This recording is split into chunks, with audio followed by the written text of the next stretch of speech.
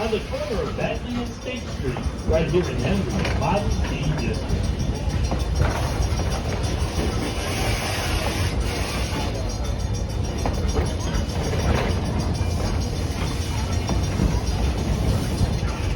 And that brings us to the birthplace of Henry Ford. On your left is the Ford Farm. Built here in Dearborn, Michigan.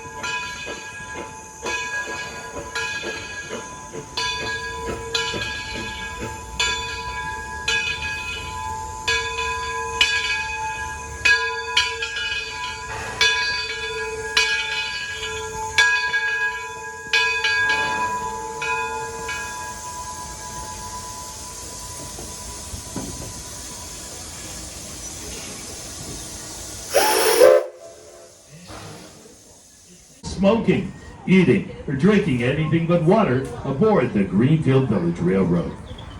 728 to 808 Edison Highball.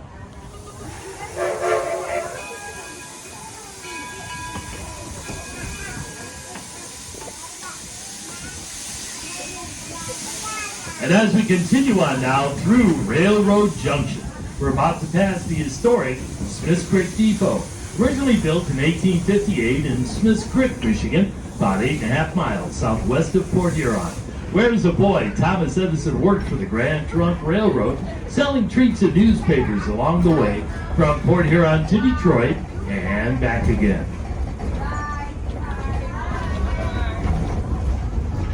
See you next week, Jerry. And we're now headed to the heart of our Railroad Junction district. Off to your left, you'll see the newest addition to Greenfield Village. It's the vegetable building from the Detroit Central Market, built here in Detroit in 1861. We'll be using it for special events and farmers markets throughout the season. Now, as you know, it takes two things to keep a steam locomotive running. One of them's coal, the other's water. So we're going to make a quick stop at the Greenfield Village Water Tower, and we're going to top off the tender with water. Just a short stop, everybody.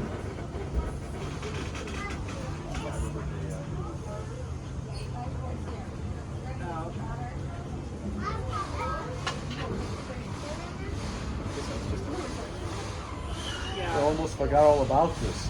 Yeah. Well, they have to use the tower, I guess, one time a day. Yeah. So, now, just up ahead to your left, that's the Detroit, Toledo, and Milwaukee Roundhouse, where we repair and maintain our 3 coal-fired steam locomotives. Originally built in 1884 in Marshall, Michigan, it was recreated here at Greenfield Village in the year 2000, using elements from the original building. Right out front is our Pierre Marquette turntable, built right here in Detroit in 1901 at the Detroit Bridge and Iron Works. We use it every day to bring our locomotives and rolling stock in and out of the roundhouse.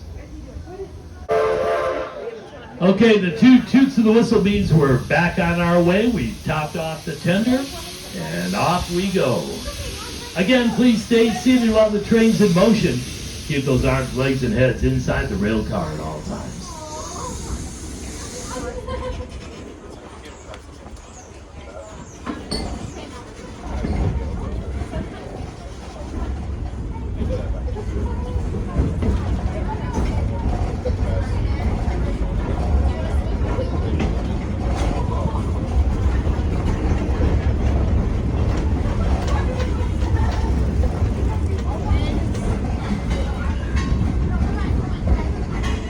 On the other side of the roundhouse is our Liberty Craft Works district, where artisans and craftsmen create beautiful objects in glass and pottery, tin and weaving. There's a print shop and a carding shop and so much more. And don't miss the Davis & Gerson Glass Gallery with a spectacular collection of industrial glass.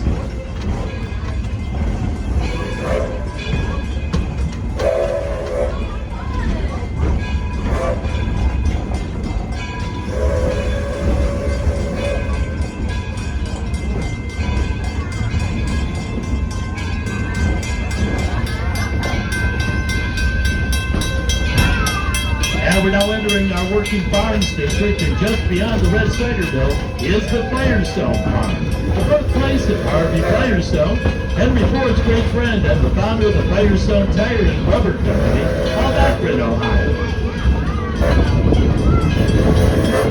Firestone Farm is a living history farm, the farmhouse, built in 1828 in Susquehanna County, Ohio.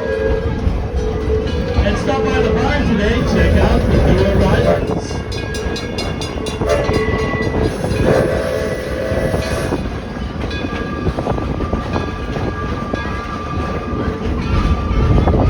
Firestone Farm is a real operating farm. Our farm hands throughout the fields today using tools, implements, and techniques dated way back in the mid-1800s. And that brings us to our next stop of the day, and that's Firestone Station at the front gate. Here you have full access to working farms, Main Street, Liberty Craftworks and Henry's Model T. If you're leaving us here, please stay seated until the train comes to a complete stop. The engineer will give you a blast of the whistle, and that means the air brake is set. And then I'll need you to go ahead to exit on the right side only. So wait for the whistle, everybody.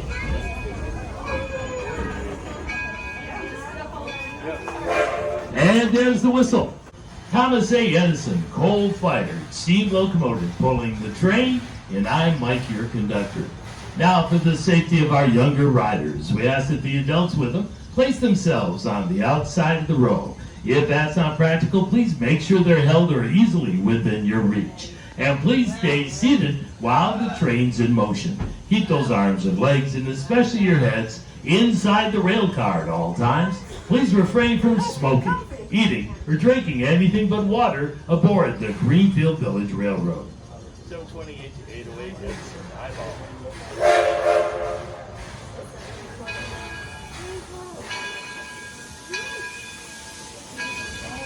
Now, if you got one of those nifty maps from the ticket office, you'll find Firestone Station at the bottom left, and we'll be moving in a counterclockwise direction as we go around the village this afternoon.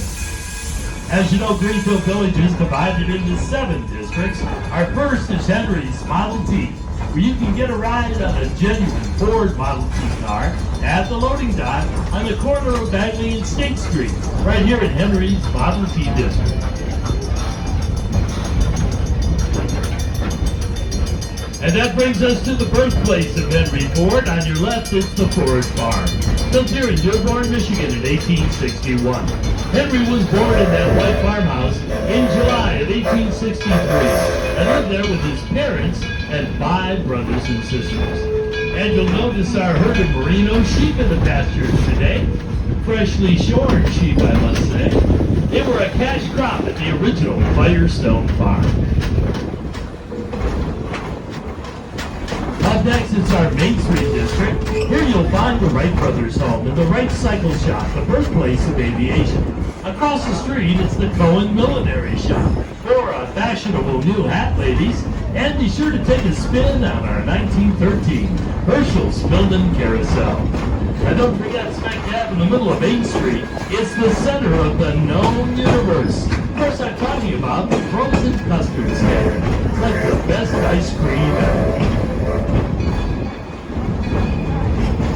And we're now entering our Edison at Work district, and just beyond the big events is Thomas Edison's Menlo Park complex, where Edison and his staff of scientists and engineers developed the very first practical incandescent light bulb.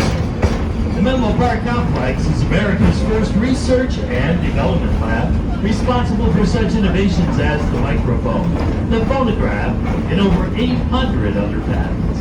Get a demonstration of Edison's talking machine right here at the Menlo Park complex. And also on your left, the mustard yellow building is the Sarah Jordan boarding house, where Edison's staff used to live. It's the first residential structure in the U.S. to be wired up for electric light.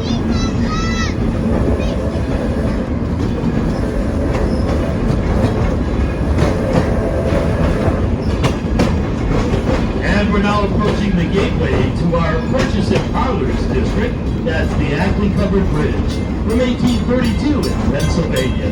Just beyond the bridge is our next stop of the day. That's Susquehanna Station. From here you have full access to the entire Purchase and Parlors district, including the McDuffie School, the Hermitage Slave Quarters, the Noel Webster House, and the Robert Frost Home, just to name a few. So if you're leaving us here, please stay seated until the train comes to a complete stop. The engineer will give you a blast of the whistle, and that means the air brake is set.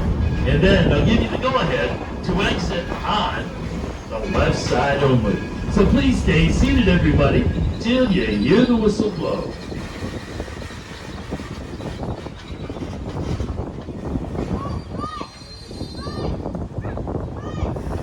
And there's the rail car at all times. Please refrain from smoking, eating, or drinking anything but water aboard the GreenField Village Railroad. 728 to 808 Edison, highball.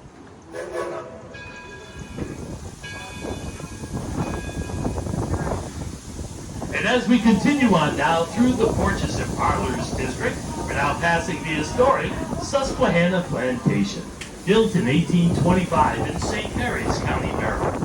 It was owned by Henry and Elizabeth Carroll, a prosperous family who held lavish parties in that plantation house. Now compare that to the small red house next door. That's the Thomas Blimpton home. Thomas was an indentured servant, and he lived in that small one-room house with his wife and 7 children. At the end of the road on the other side of our Ferris windmill is the Daggett Farm, a living history farm from 1754 in Andover, Connecticut. Stop in and see how Samuel Daggett, the family, lived and worked on the farm prior to the American Revolution. And be sure to check out their kitchen garden in the back, where they grew fruits and vegetables and herbs for medicinal purposes.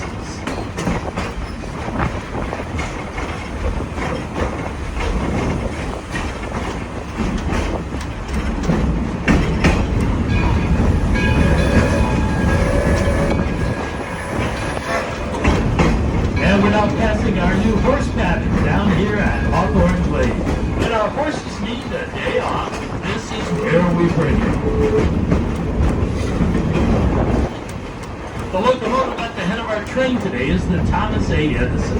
It's a coal-fired steam engine that was basically cobbled together back in 1932 at the Ford Rouge plant from an old 1868 Manchester, once owned by Thomas Edison. Thing is, Henry didn't want a Manchester engine, he wanted a Mason. So he redesigned it to kind of look like a Mason, and the result is the Franken engine we have today, the Thomas A. Edison, weighing in at 25 tons.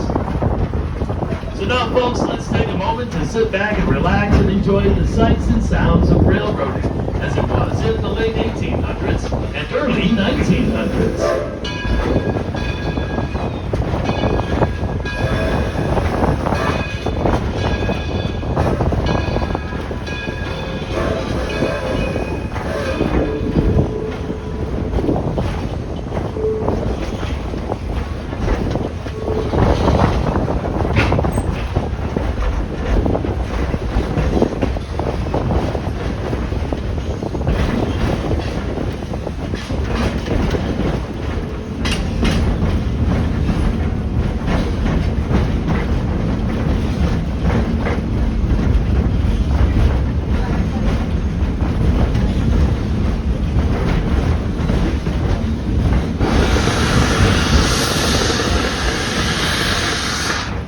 What you just saw was the blowdown, where we're blowing out any additional scalar sediment that might be building up in the boiler.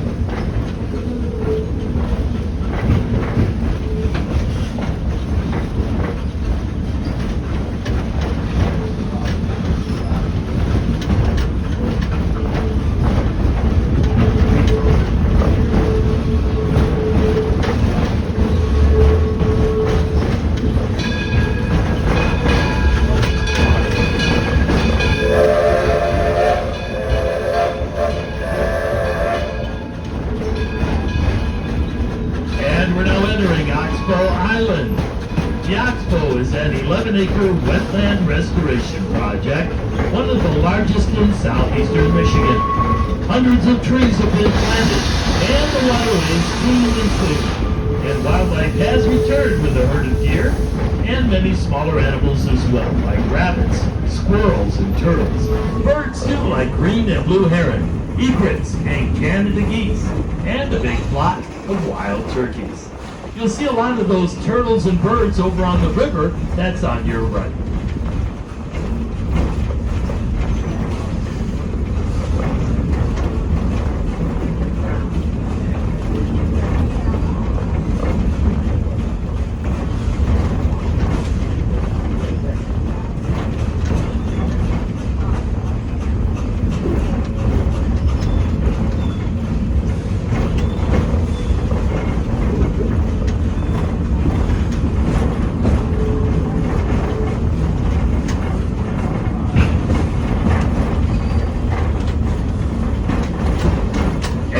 entering Walnut Grove on the backside of our Porches and Parlors district. It's where we hold many of our special events throughout the year. And this summer, beginning in June, Walnut Grove comes alive with the return of historic old-time baseball. They'll be playing baseball every Saturday and Sunday afternoon at 1 p.m. under rules written back in 1864, which include no spitting, no cursing, and no clubs.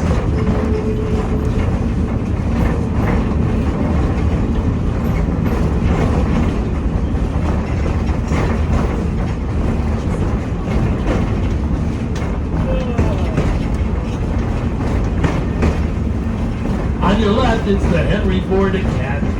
Henry Ford Academy is a charter school here in Wayne County. Students attend for free but are chosen by lottery. This portion of the campus houses the 10th, 11th, and 12th grades. 9th graders attend class at the Henry Ford Museum. Just ahead, you'll see 3 attached rail cars that serve as classrooms for the senior class. Imagine that, going to class in a rail car.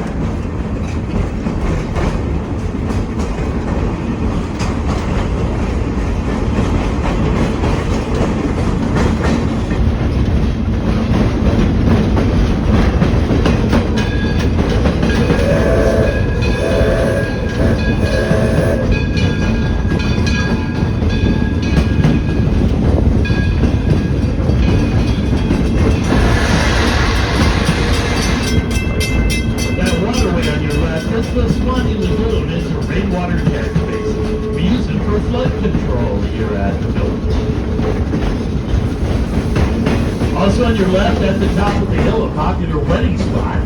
That's the Martha Mary Chapel, named after Henry Ford's mother and mother-in-law, Martha and Mary, of course. And 2 of our restaurants. The Green Building is the taste of history. This year featuring a special menu based on recipes from some of our historic sites, like the Daggett Farm, the Firestone Farm, and the Burbank House. Right next door, the White Building is the Eagle Tavern, built in 1832 in Blimpton, Michigan. They offer up an authentic 1850-style dining experience, featuring waiters and waitresses in period clothing. And that brings us to our next stop of the day, and that's Smith's Creek Station. From here, you have full access to Railroad Junction, Main Street, and Liberty Craft Works. If you're leaving us here, please stay seated until the train comes to a complete stop. The engineer will give a blast of the whistle. That means the air brake is set. And then I'll give you the go-ahead to exit on the left side only. Please stay seated, everybody, till you hear the whistle blow.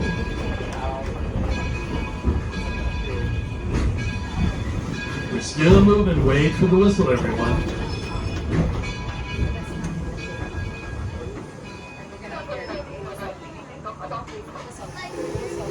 And there's the whistle.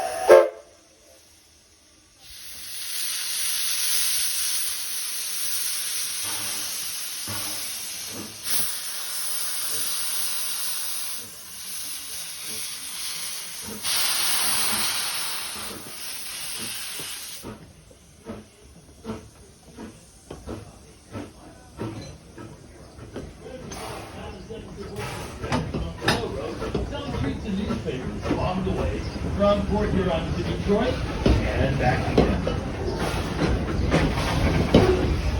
And that brings us to the heart of our Railroad Junction district.